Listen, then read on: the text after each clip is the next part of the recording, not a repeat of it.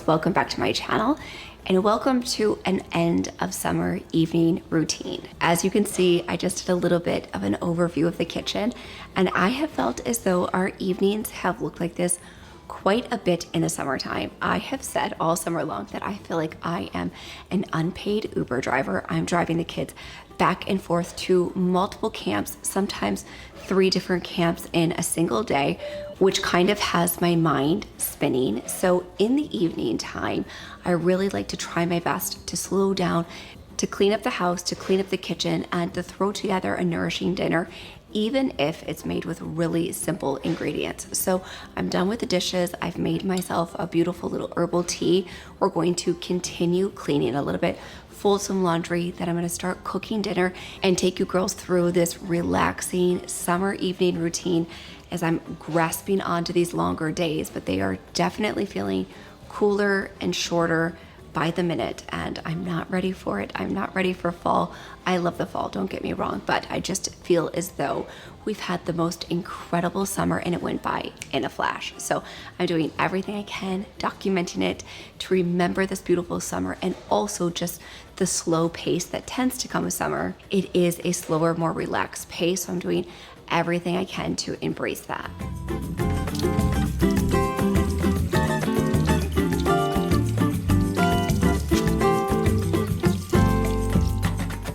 And this is definitely a huge part of our evening routine is after camp, we come in, we have a little bit more of like a savory, satiating snack. And then they do tend to want like a piece of fruit, an apple, a banana, strawberries, blackberries, raspberries as something to hold them over for like a few more minutes. And that affords me to be able to clean the kitchen. I try to fold 1 load of laundry in between that time as well before I actually start preparing dinner.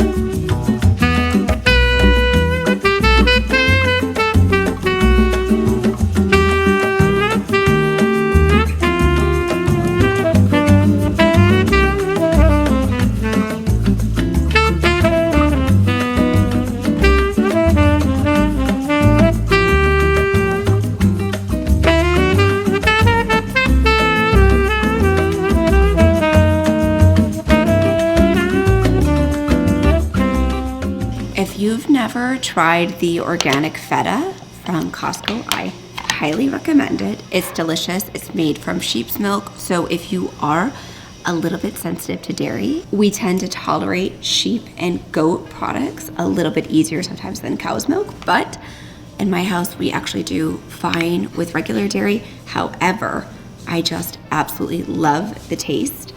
So we're going to add this on top of our beautiful salad to really just elevate the flavor, especially because we are making such a basic Amy Lou frozen chicken patty dinner. Like, that's so easy and simple to throw together. I have it with our sourdough Rudy's buns, this and the salad, and we'll have it with a little bit of fruit on the side. Perfect and simple for these busy nights when we're getting home from camp late.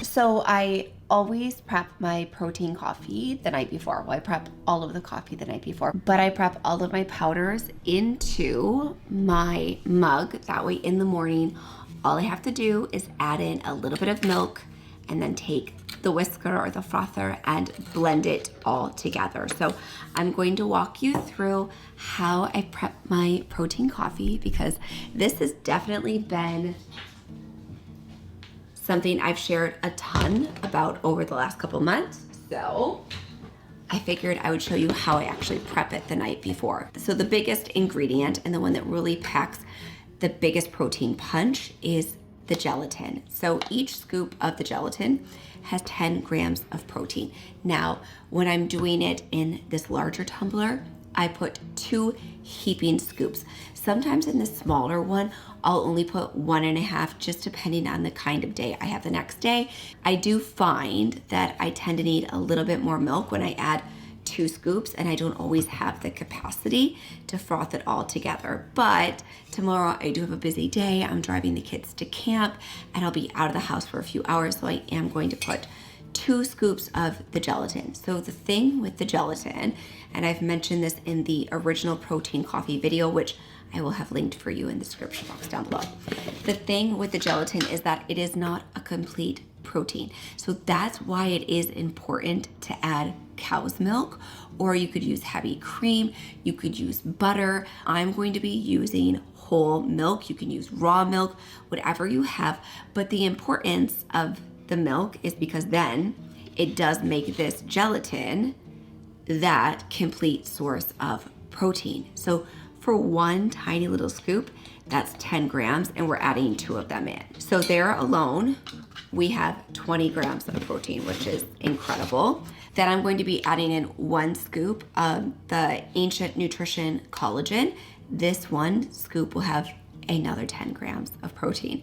So now we're looking at 30 grams of protein. And similar to the gelatin, the collagen is also not a complete protein. So it is important when adding in the dairy, because that way you have the full spectrum of amino acids and you're able to actually not only consume but absorb the full protein. So we added in 1 scoop of the collagen, and then I'm going to be adding in like 1/2 to 1/4 scoop of the bone broth protein powder. I don't love protein powder, I'm very open about that, but I do add like 1/4 or 1/2 scoop, just depending on, again, how much space I have in here.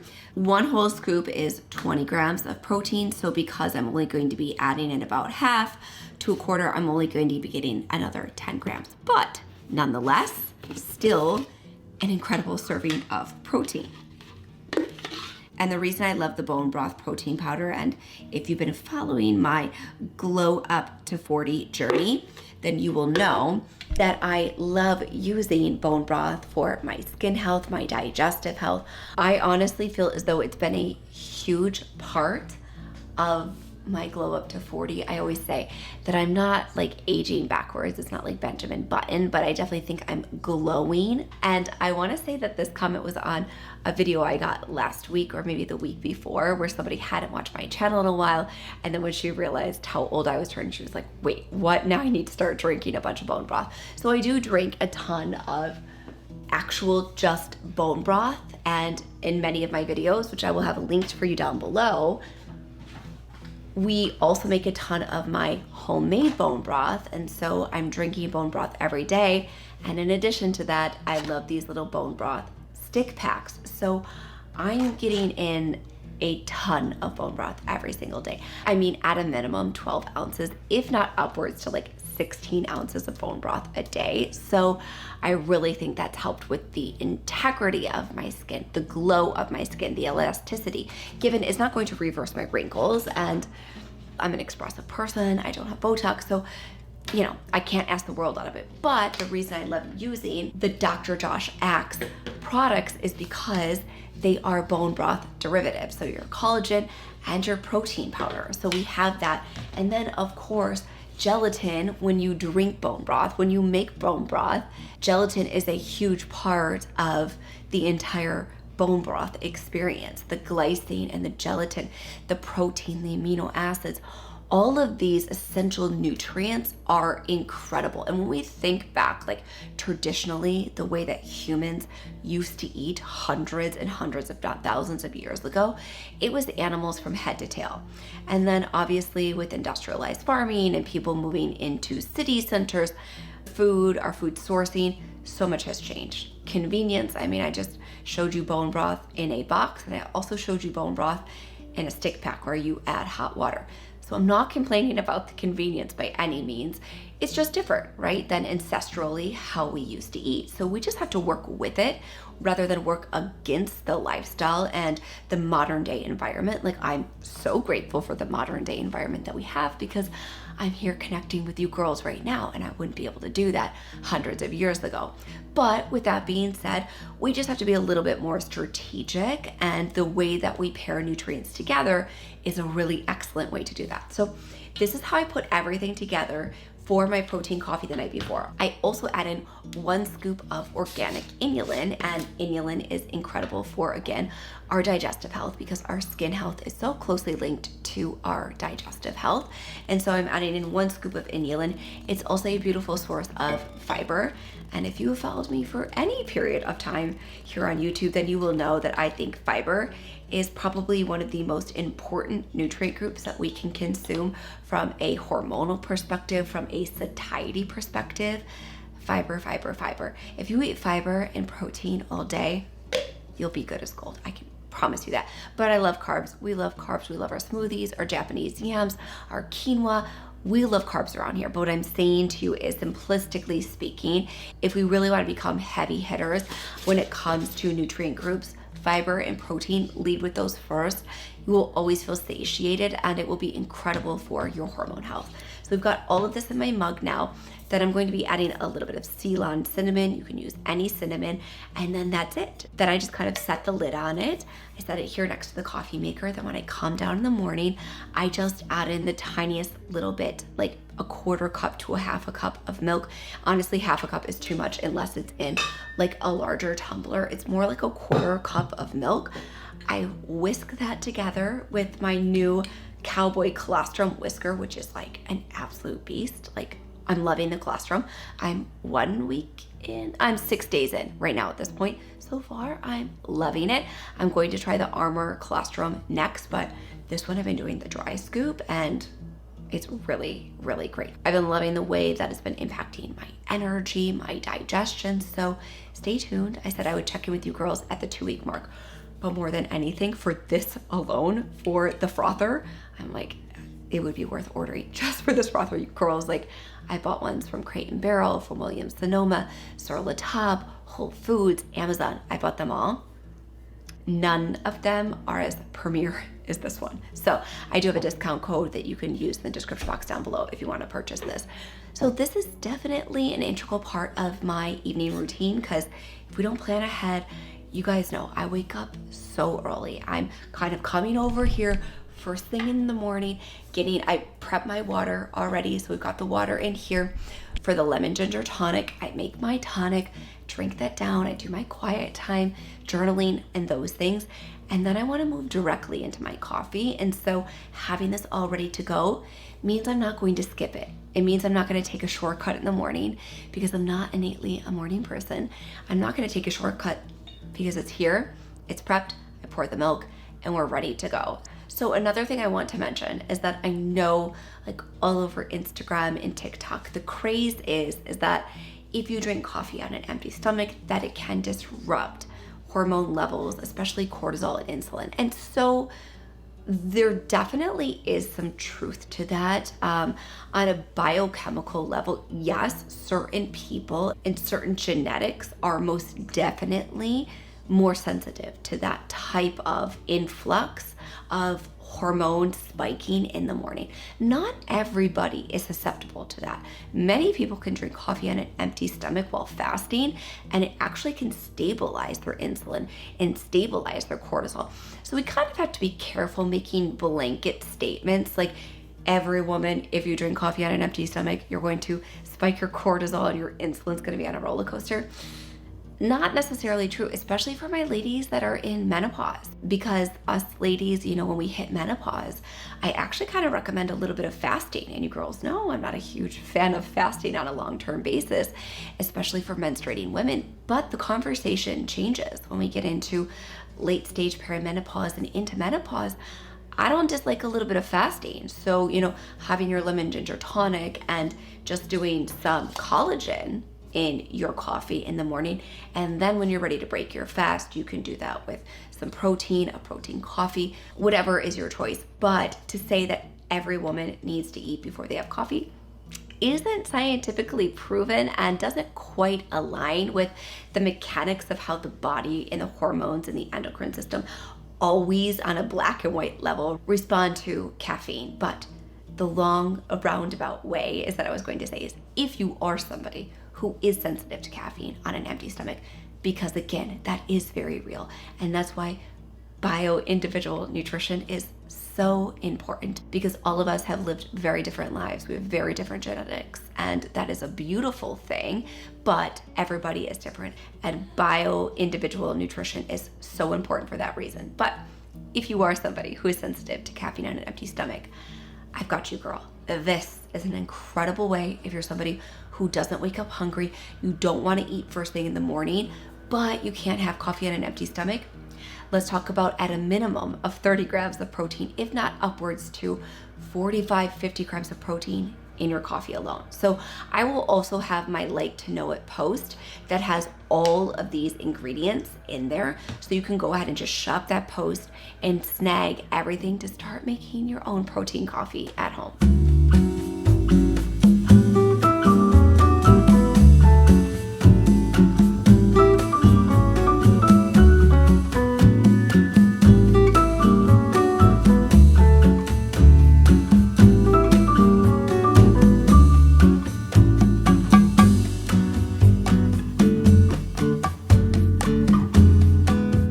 quickly changing gears from protein coffee to me in my swimsuit at nearly 9 o'clock at night, but as promised, I wanted to show you girls my dry brushing routine. This has been highly requested for years and years, but you know, to me, there's just something about hopping on the internet in your swimsuit. But for my girls, this is something I will do because you guys have been requesting this forever. So first thing I want to say is that I do always get started by opening the lymphs here. There's a huge patch of lymph nodes here under our arms. And so I always start here and just do 5 gentle circles going forwards and then 5 gentle circles going backwards. Similarly here at the hips, right here by the inner thigh, by the groin, same thing, 5 circles inward, 5 circles outward. And what this does is it just gets all of the beautiful lymph actually pumping. So I like to start at my feet. Let me take my socks off so that I don't look silly, but I always have cold hands and cold feet.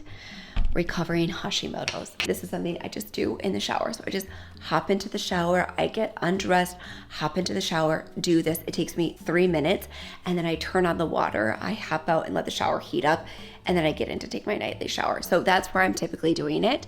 And we do have a bench in there that I can put my foot up on. But seeing how I'm showing you girls out here, it's better lighting. So I just start down here and I rub upwards and inward. So upwards and inward. And I like to do about 5 strokes per area. So upwards and inward, because we really want to push the lymph fluid in to that inner groin area that we were kind of talking about earlier, because those are larger lymph junctions and those will help the body drain out, because our lymphatic system takes out the trash. That is its sole responsibility, to take out the trash. And so it can become stagnant, absolutely. If you've watched my video where I show the recipe on how to make coriander water, I would highly recommend that. I will have it linked down below. Highly recommend that if you're somebody who struggles with stagnant lymph, because that is amazing for helping to detox our lymphatic system and to reduce cellulite. So then similarly up here on the thigh, just 5 strokes and then push it inward. So up and inward. On the top of the thigh, you can kind of see that there is some dead skin coming off. I would say I probably do my dry brushing like 3 to 4 times per week. I'm not like every single day with it.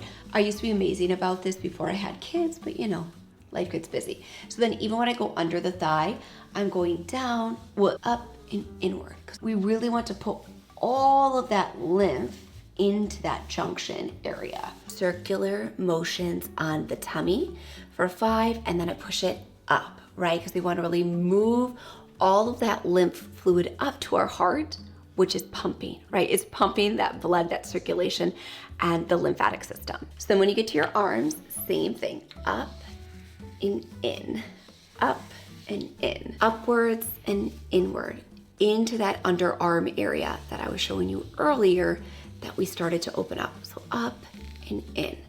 And our lymph is just below the skin, so you don't have to push super hard. You don't have to be red in order for this to be effective. Now, I will say that some of my skin is like flying off. You know, the summer tan is kind of going away. So you definitely will exfoliate your skin, but you don't have to be super red and sensitive to your actual dry brushing technique. Because I find the more enjoyable something is, the more likely I am to do it and do it consistently, right? Am I right? Like if something's painful or not enjoyable, I'm not like eager to do it. So up and inward, and then down here and inward, here and inward. And that's just kind of the method. And I could see here that there was definitely some more veins that were showing because I actually didn't do my dry brushing for 10 days intentionally, because I didn't want to scrape off my natural tan that I've gotten from the sun before my 40th birthday party. So I did notice that there was definitely some more veins that were showing here on the top of my thigh, that when I'm consistent with like at least 2 to 3 times per week, those veins are not as prominent, those spider veins. And that's from playing college tennis my whole life. I would get mad at myself and I would hit myself in the leg, which was like so insane and ridiculous to think back on, and it broke a bunch of blood vessels. So yeah, but I can notice that they are more prominent right now because I kind of took 10 days off because I wanted to maintain my glow. So then I do the same thing here, you know, just pushing over. I typically have all my jewelry off, but I haven't made it there yet, but just like pushing everything over to the heart area, moving everything over. The chest for me does get like a little bit red, but I have some sensitive skin on my chest. The rest of my skin is not that sensitive, but on my chest area, it definitely is. But it goes right away by the time you're done with your shower. I will say that if you don't have any makeup on, you can gently dry brush your face. I don't necessarily say that you have to do it. I'm somebody who loves my, let me grab it. I am somebody who loves my Lumi exfoliating facial brush. I use this thing every single day, every single night. I use this in the shower and it's like amazing. Speaking of the lymph, it definitely drains. It's still like a little wet from last night, but it definitely drains the lymphatic fluid in your face and exfoliates your face. But in the past, I have used dry brushing on my skin, but I'm obsessed with my Lumi cleansing device. I just love the way that it feels on my skin. It's like so relaxing, like I was saying earlier, right? About being super rough with your skin with the dry brushing. It's not enjoyable. I'm most likely not going to do it. With this, I'm super consistent because I love the way that it actually feels. But you could gently dry brush, very, very gently dry brush. And I wouldn't recommend doing this more than once every 7 days. I wouldn't do it more consistently than that. I'm going to go ahead and hop into the shower and actually dry brush my stomach area, turn the water on, and then crawl into bed and do some reading because I have not finished The Same Time Next Summer. I flew through my last 2 books, flew through them, like to the point where anytime I had 5 minutes, I couldn't set them down. I think I wanted Same Time Next Summer to be every summer after. It's just not like this. I literally nearly cried when it was over because I did not want it to end. Like I just was like, oh my goodness, please never end. Same Time Next Summer, I'm struggling. So let's see, I think I've got 105 more pages to go. So I'm trying to cruise through this before summer is over. And then I'm looking for a good fall read. So I heard The 7-Year Itch is like a good fall read. I'm not somebody who's into like stories about like witches and Halloween. Like, I mean, that's fun and all, but that's not, I want rom-com, okay? I want like When Harry Met Sally, You've Got Mail. It's complicated. Like that's the vibe we're going for over here. Like the cheesiest but well-written rom-com. Like I want a good rom-com. So if you have any fall-ish recommendations, let me know in the comment section down below. But I'm gonna hop in the shower, dry brush my belly because the rest of my skin is feeling like tingly and good and my lymph is moving. And I want to thank you girls for watching this evening routine. And I want to thank you for all of your support with all of my videos this summer. I know sometimes the content is different, just quite simply because the kids aren't in school, everybody's home. So we got to adjust and we have to do things a little bit differently. But I feel like we did good. Like I'm proud of us. I feel like we put out some amazing, motivating content, but at the same time was like realistic with what we can actually get done, how we can actually meal plan, how we can actually eat in a day in the summertime because it's different, right? Like it's a little bit different. So I want to thank you girls forever and always for your support. Give me your fall book recommendations in the comment section down below. And if you liked today's video, you can let me know by giving it a big thumbs up. And now the subscribe button is right over here on the screen. Give that a click. That way you don't miss a single video. And I hope to see you back here next Thursday.